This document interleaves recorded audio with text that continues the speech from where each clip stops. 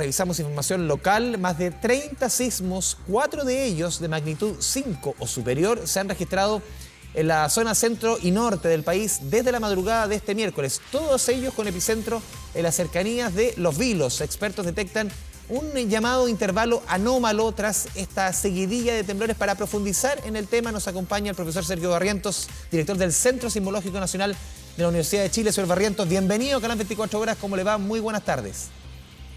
Muy buenas tardes. Profesor, a ver, ¿cómo explicar? Estaba leyendo declaraciones desde que ustedes emitieron desde el Centro Sismológico durante el día. Se habla de una actividad normal, pero intervalos anómalos. ¿Cómo explicarle eso a la gente que nos está viendo a través de la pantalla de Canal 24 Horas? Bueno, de partida, esta secuencia de sismos han ocurrido 4 temblores de magnitud 5 aproximadamente en las últimas, en 12 horas. Comenzó a las 11 de la noche aproximadamente del día de anoche, ¿no es cierto?, ayer en la noche, y el último temblor de magnitud 5 fue registrado alrededor de las 8 de la mañana, cercana de las 8 de la mañana del día de hoy. Esos sismos, 3 de ellos tienen magnitud 5.0 y uno de ellos magnitud 5.1. Son todos prácticamente del mismo tamaño. Y están ocurriendo en el mismo sector, en el mismo sitio. Entonces uno puede considerar que estos, al ser del mismo tamaño, y que ninguno se destaca por su magnitud, y ocurre en un intervalo muy corto, entonces uno habla esta secuencia tiene tipo caracterización de enjambre. Ahora, ¿por qué no nos llama la atención desde el punto de vista de la magnitud? Porque ocurren de este tipo de sismos, de magnitud 5, ocurren un poco menos de 100 al año en el territorio nacional. Entonces, eso da una idea de cuán activo sísmicamente es nuestro país. Y estos, de modo que ocurran 4 solamente contribuyen a estos cerca de 100 sismos por año que ocurren en este país. Ahora, lo que llama la atención es que hayan ocurrido en un lapso tan corto, en un lapso de 12 horas. Ese es el aspecto que llama la atención. Pero el resto es común que se registre este tipo de temblores, magnitud 5, en alguna parte del país durante un año determinado. Sí, profesor Barrientos, usted mencionaba el concepto de enjambre. ¿Cuál es la diferencia entre un enjambre y una seguidilla de temblores, de sismos? Bueno, una seguidilla es un poco más amplio, ¿no es cierto? Enjambre de terremotos es un término técnico en sismología que describe una secuencia de sismos en los cuales no hay ninguno que destaque por su magnitud. En general, los sismos, la mayoría de los sismos que ocurren en Chile, se trata de un temblor principal, digamos un magnitud 7, por decir un número, con una serie de réplicas posteriores. En algunos casos hay sismos precursores, pero son los menos, y hay muchas réplicas posteriores que ocurren posteriormente al sismo magnitud 7, que estamos usando como ejemplo. Estas réplicas son muy numerosas inicialmente, después de ocurrido el temblor principal, y van disminuyendo en frecuencia, en número, van disminuyendo a medida que transcurre el tiempo. Eso es lo más común de observar en las secuencias de sismos en Chile. Un sismo principal con sus réplicas que disminuyen en función del tiempo. En este caso, tenemos 4 temblores que son de la misma magnitud, es decir, no hay un temblor principal. De modo que eso cae ya en la clasificación de enjambre sísmico. Al no tener, hay una secuencia y no tiene ninguno de los principales una magnitud importante con sus propias réplicas también. Sí, profesor, ¿qué relación puede tener esto, de acuerdo a la información que ustedes manejan, con la ruptura de... Vamos a interrumpir un minuto, profesor Barrientos, tenemos información del momento, estamos comenzando con el... Preguntar, profesor, si esto corresponde, tiene relación lo que se vivió hoy día, durante la mañana, esto durante toda la jornada, más de 30 sismos. ¿Tiene alguna relación con la ruptura del 16 de septiembre del 2015, ese terremoto de 8.4 que vivió, sobre todo concentrado en la región de Coquimbo? Sí, uno los puede relacionar y que están conectados, perdón, porque la ruptura, es decir, la zona en la cual la placa de Nazca penetró bajo la placa sudamericana en el terremoto del 2015, se extendió desde el norte, por la península de Talinaya aproximadamente, hasta Los Vilos, por el sur. Y luego, entonces, ahí penetró varios metros la placa de Nazca bajo la placa sudamericana, terminando justamente en la zona, un poco al norte de la zona donde están ocurriendo los sismos de esta última jornada. De modo que en ese sentido están relacionados, porque este está ocurriendo inmediatamente en la zona donde termina el deslizamiento más importante asociado al terremoto del 2015. Sí, profesor Barrientos, siempre ante estos eventos, lo que hemos visto durante esta jornada, siempre entre la población obviamente resurge el temor por la amenaza sísmica. ¿Esto predice algo? ¿La amenaza sísmica siempre va a estar latente? Si nos puede explicar. Bueno, en un país como Chile, uno tiene que estar preparado permanentemente por la posible ocurrencia de terremotos importantes, de magnitud 7.5. Digamos, un terremoto de magnitud 7.5 puede ocurrir prácticamente en cualquier parte de Chile y en cualquier momento. Y este terremoto de magnitud 7.5 puede llegar a producir daño local. De modo que uno siempre tiene que estar preparado.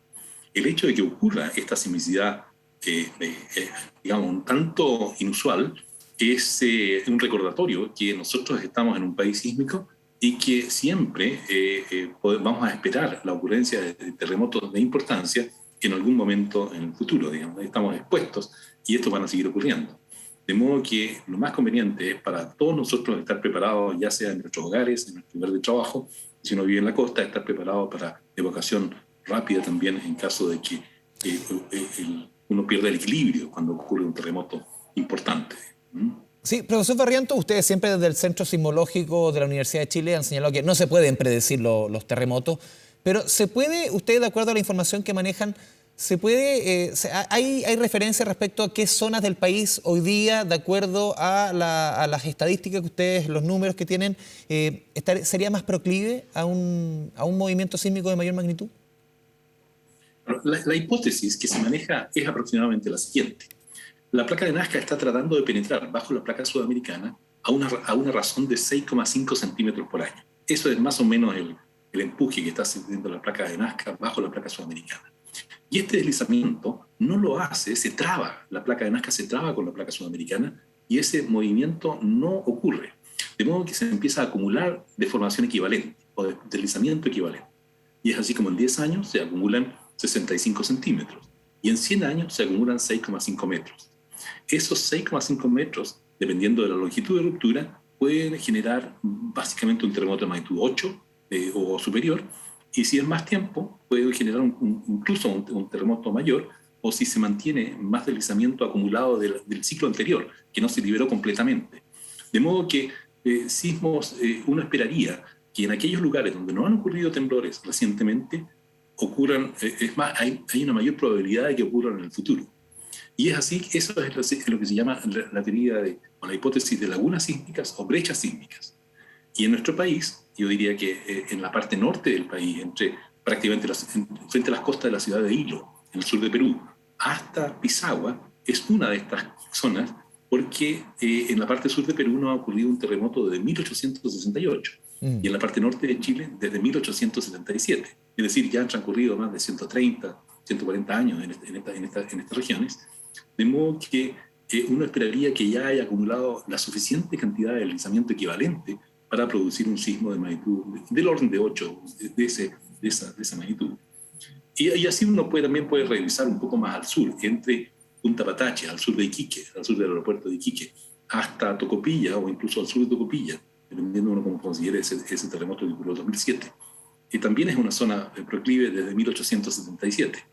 Y ya la zona de Atacama, por ejemplo, también se está transformando en una brecha sísmica, porque ya han transcurrido 100 años desde el terremoto de 1922. Es decir, justamente este año se cumplen 100 años de la ocurrencia de ese terremoto, y ya en 100 años se supone que ya se ha acumulado, como digo, el equivalente a 6,5 metros de deslizamiento equivalente. Y yo diría que esas son las zonas donde hace más tiempo que han ocurrido terremotos, y se está esperando que ocurran en el futuro, que es más probable que ocurran, pero no como usted bien dice, no hay una herramienta que permita predecir la ocurrencia de estos eventos. Y por esta misma explicación que usted nos entrega, profesor, en cuanto a la periodicidad, la cantidad de tiempo que ha pasado, es quizás que de la región de Coquimbo hacia el sur del país sería de acuerdo a esa información. Nada se puede predecir, como usted bien lo dice, sería una zona menos proclive en el papel. Bueno, justamente ha ocurrido un terremoto recientemente en el 2015, sí, un poco al sur de Tongoy, digamos, la península de Talinay, hasta el sector de Los Vilos.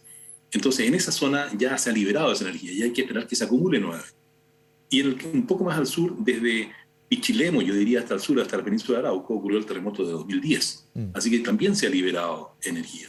Y en la zona intermedia, entre Pichilemu y Los Vilos, ha habido terremotos que no son tan grandes, comparados con los que recientemente he nombrado, que son de magnitud 8, 7.8, en el 1971, en la parte norte, cerca de La Ligua, y en 1985, en la parte más al sur.